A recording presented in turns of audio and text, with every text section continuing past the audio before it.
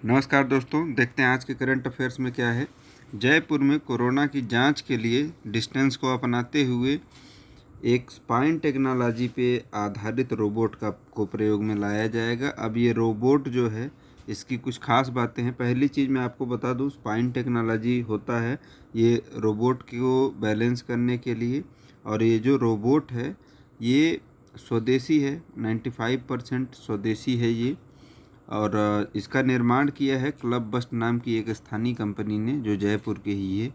अब जयपुर की बात चल रही है तो आपको ध्यान होगा, जो लोग रेगुलर इस करंट अफेयर्स को कंटिन्यू कर रहे हैं इस सीरीज को, जयपुर परकोटा को अभी वर्ल्ड हेरिटेज साइट में शामिल किया गया था। और हाल ही में ओम बिरला, जो कि लोकसभा स्पीकर हैं, उन्होंने कोटा से सुपोषित माँ अभियान को प्रारंभ किया, जो कि माल न्यूट्रिशन फ्री करने के लिए भारत को एक अभियान है। अब बात राजस्थान की चल रही है तो राजस्थान के कुछ नेशनल पार्क और सेंचुरी को देख लेते हैं। रणथंभौर, सरिस्का, केवलादेव घाना, जहाँ पे केवलादेव घाना में जो माइग्रेटरी बर्ड्स हैं वो काफ़ी आती हैं, काफ़ी मात्रा में। जैसे साइबेरियन क्रेन का बहुतायत मात्रा में आना वहाँ होता है।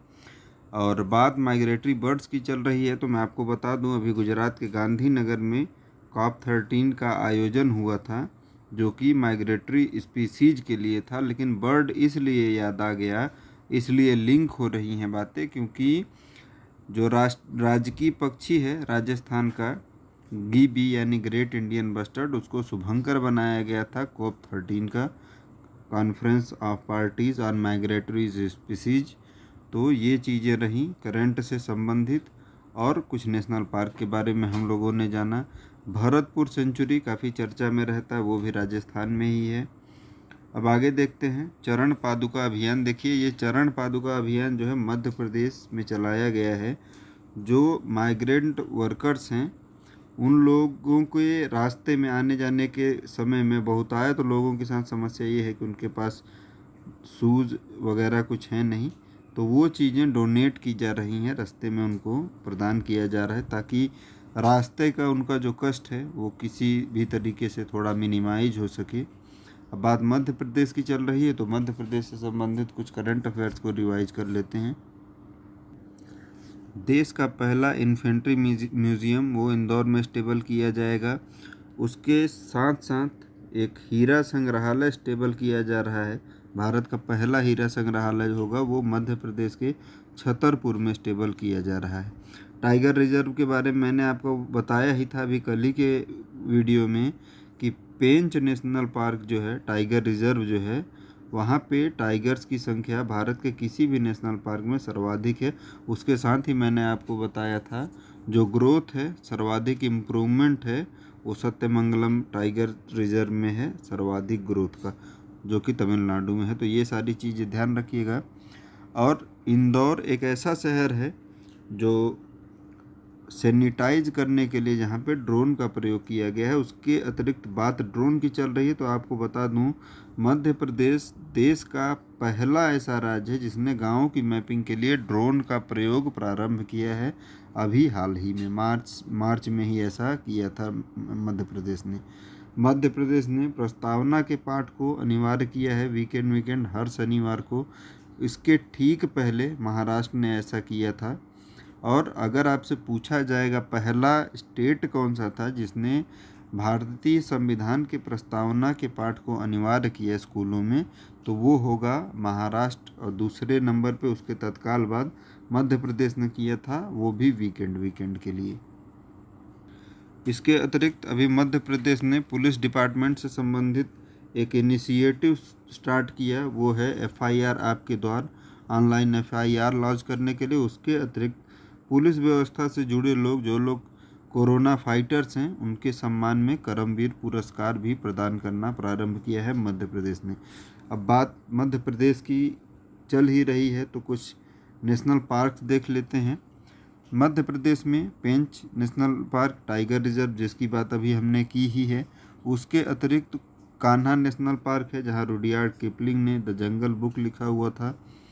और एक पन्ना नेशनल पार्क है और चंबल नेशनल पार्क है। चंबल की बात चल रही है तो मैं आपको बता दूं, चंबल और उसकी जो सहायक नदियां हैं वो भारत में घड़ियाल का नेचुरल हैबिटेट है। यूपीएससी में भी पूछा गया है, कई बार स्टेट एग्ज़ाम में भी पूछा जाता है, तो ध्यान रखिएगा घड़ियाल का जो नेचुरल हैबिटेट है वो चंबल नदी तंत्र है जो वहाँ पे है, तो ज़रूर ध्यान रखिएगा। बढ़ते हैं आगे। अगर आप चैनल पर नए हों तो चैनल को सब्सक्राइब कर लें, बेल आइकन प्रेस कर लें, और अगर ये मेरा प्रयास आपको सार्थक लगता हो, यूजफुल लगता हो, तो इस वीडियो को ज़रूर शेयर किया करें। भारतीय नौसेना में शामिल हुआ 7वां LCU INLCU है L57, तो ये ध्यान रखिएगा। इसको कमीशन्ड किया गया है अंडमान निकोबार द्वीप समूह में। अब बात अंडमान की चल रही है तो आपको बता दें, यहाँ से संबंधित एक प्रश्न कई बार आपसे पूछा जाता है। अंडमान निकोबार से संबंधित एक जनजाति यहाँ रहती है जो काफ़ी चर्चा में रहती है, उसका नाम है जोरवे। तो जब भी आपसे पूछा जाए जोरवे जनजाति कहाँ से संबंध रखती है, तो ये रखती है अंडमान निकोबार से। ये अंडमान निकोबार का जो सबसे हाईएस्ट पीक पॉइंट है वो है सेंडल पीक, और सबसे ख़ास बात यह है कि यहाँ चारों प्रकार के वेजिटेशन आपको प्राप्त होते हैं, जिनमें सदाबहार, पर्णपाती, मैंग्रोव सभी शामिल हैं। तो ये चीज़ें ध्यान में रखिएगा। बढ़ते हैं आगे अगले प्रश्न की ओर। देखिए, कैनरा बैंक ने गोल्ड लोन की सुविधा प्रारंभ की है अब ये गोल्ड लोन इन्होंने प्रारंभ किया है कोविड-19 की वजह से, जो काफ़ी वित्तीय समस्या चल रही है। ऐसी स्थिति में लोगों को 7.85 की आकर्षक ब्याज पे इन्होंने ये सुविधा प्रारंभ की, ताकि लोग पूंजी कलेक्ट कर सके इस समस्या के समय में। बात कैनरा बैंक की चल रही है तो आपको बता दूं 1906 में स्थापित किया गया था कैनरा बैंक को। हेडक्वार्टर इसका बेंगलुरु में है, और अम्बाल सुब्बा भाई पाई इसके फाउंडर थे। बैंकिंग व्यवस्था की बात चल रही है तो आपको बता दें, रिजर्व बैंक ऑफ इंडिया है भारत में बैंकों को की सर्वोच्च संस्था, बैंकिंग व्यवस्था से संबंधित सर्वोच्च संस्था। इसकी स्थापना 1 अप्रैल 1935 में की गई थी। RBI एक्ट 1934 के तहत एक समिति थी जिसकी सिफारिशों के आधार पे RBI का गठन किया गया था। उस समिति का नाम है यंग हिल्टन कमेटी।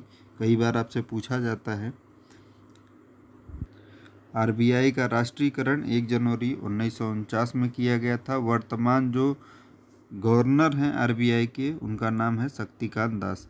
देखिए, RBI की बात चल रही है तो MPC के बारे में मैं आपको बता देता हूँ। 2016 में गठन हुआ था MPC का। MPC यानी मॉनेटरी पॉलिसी कमेटी। पहले मॉनेटरी पॉलिसी से संबंधित सारे कार्य RBI ही देखता था, लेकिन अभी एक कमेटी का गठन कर दिया गया है जिसका एक्स ऑफिशियो चेयरपर्सन होगा RBI का गवर्नर, यानी शक्तिकांत दास ही हैं इसके चेयरपर्सन, और 2 डिप्टी गवर्नर जो हैं RBI के वो भी इसके पदेन सदस्य होंगे, और अन्य 3 लोगों की नियुक्तियां सरकार की तरफ से की जाएगी, जिनका कार्यकाल 4 वर्ष के लिए होगा। जो RBI से संबंधित लोग हैं उन लोगों का टेन्योर वही होगा जो RBI में उनका कार्यकाल है। सरकार की तरफ से जो नियुक्ति होंगी उनका कार्यकाल जो होगा वो 4 वर्ष के लिए होगा। बढ़ते हैं आगे। देखिए, ICC ने कुछ नियमों में परिवर्तन किया है, वो भी कोविड-19 की वजह से किया है। जो सेलिवा का प्रयोग किया जाता था उसको चमकाने के लिए, ताकि स्विंग में जो है थोड़ा सपोर्ट मिल सके, उस पर अभी बैन कर दिया है ICC ने। तो ये एक नया परिवर्तन हुआ। दूसरा एक और परिवर्तन हुआ है ODI में, जो DRS पहले 2 प्राप्त होते थे अभी 3 कर दिया गया है। तो वो तो आपके परीक्षा के दृष्टिकोण से इतना महत्व नहीं रखता, लेकिन ये अवश्य महत्व रखता है, और इसका महत्व तब और ज़्यादा बढ़ जाता है जब आपको पता होगा कि एक समिति की सिफारिशों पर ऐसा किया गया है, और उस समिति के जो अध्यक्ष हैं वो अनिल कुंबले हैं, जो कि पूर्व क्रिकेटर रहे हैं, स्पिनर रहे हैं भारत के। वो इस कमेटी के चेयरपर्सन थे। अब बात ICC की चल रही है तो ICC का एस्टेब्लिशमेंट जो हुआ था, मैंने कई बार आपको बताया है, 1909 में हुआ था, और इसका हेडक्वार्टर दुबई में है, और वर्तमान जो चेयरपर्सन है वो शशांक मनोहर हैं। तो ये सारी चीज़ें आप ध्यान रखिएगा। आगे देखिए, रत्नाकर मतकारी, इनका भी निधन हो गया है। ये मराठी लेखक थे। इतनी ही चीज़ें आप ध्यान रखिएगा। उसके अतिरिक्त कोई बड़ा अवार्ड नहीं है जो आपको स्मरण रखने योग्य है। चूँकि ये नाम ध्यान रखिएगा, हो सकता है पूछ लिया जाए, तो आपको इतना पता होना चाहिए। यूनिसेफ ने लास्ट एट होम रिपोर्ट जारी किया था। देखिए, ये रिपोर्ट मैं दोबारा बता रहा हूँ, और इसलिए बता रहा हूँ क्योंकि ये मेंस के पॉइंट ऑफ व्यू से बहुत महत्व रखता है इस रिपोर्ट का, और रिपोर्ट से संबंधित कुछ बातें जिनको मैं कवर करा दूंगा बाद में। अभी इसका एक सेंस मैं आपको बता देता हूँ, और आपको इतना पता होना चाहिए कि ये रिपोर्ट जारी किया है यूनिसेफ ने। इतना आपको ज़रूर पता होना चाहिए। नाम एक बार दोबारा आने से स्पष्ट हो जाता है। इस रिपोर्ट में बताया गया है कि आंतरिक रूप से विस्थापन कितना हुआ है, तो वो जो माइग्रेशन है वो 33 मिलियन है। और ये 33 मिलियन मैंने लास्ट टाइम आपको नहीं बताया था, मैं दोबारा इसीलिए बता रहा हूँ क्योंकि कई बार माइग्रेशन के datas direct Uttar Pradesh PCS में पूछ लिए जाते हैं, तो ये आप ज़रूर ध्यान रखिएगा। अब इंटरनल माइग्रेशन जो होता है वो क्या होता है, देखिए, युद्ध हो, चाहे कोई आपदा हो, या कोई भी चीज़ हो, ऐसा जिसमें ऐसा माहौल बन जाए कि व्यक्ति को माइग्रेट करना पड़े मजबूरीवश, उस हालात को कहते हैं इंटरनल माइग्रेट या इंटरनल माइग्रेटेड पर्सन। अब देखिए, मेंस में एक प्रश्न यहाँ से बन सकता है, उसको मैं बाद में डिटेल डिस्कस करूँगा। अभी मैं प्रश्न की प्रवृत्ति आपको बता दे रहा हूँ ताकि आप उस पर एक बार विचार करें। मान लीजिए आपसे प्रश्न पूछा जाता है कि भारत के संदर्भ में आंतरिक रूप से विस्थापित व्यक्ति पर कोरोना या कोविड-19 का क्या संबंध है या क्या प्रभाव है, विचार करें। तो इस तरीके के शॉर्ट क्वेश्चन आपसे पूछे जा सकते हैं। थोड़ा सा आप इस बात को ध्यान में रखिएगा। और विस्थापन जो होता है, ये आंतरिक विस्थापन होता है, वो उन्हीं आपदाओं और संकट या संघर्ष के समय में होता है। संघर्ष के वजह से भी विस्थापन होता है, आपदाओं की वजह से भी, चाहे वो प्राकृतिक हों चाहे मैन मेड हो, किसी भी तरीके की हों, माइग्रेशन होता है। उसे इंटरनल डिस्पैच्ड माइग्रेशन ही कहते हैं। तो ये सारी चीज़ें हैं, और एक तरीके का ऐसा प्रश्न बन सकता है जो कि अगली सीरीज जो हम कंटिन्यू कराने वाले हैं मेंस की, उसमें कवर करेंगे। अभी थोड़ा सा आप इस तरीके से माइंड सेट करिए जो लोग पीसीएस 2019 का मेंस दे रहे हैं।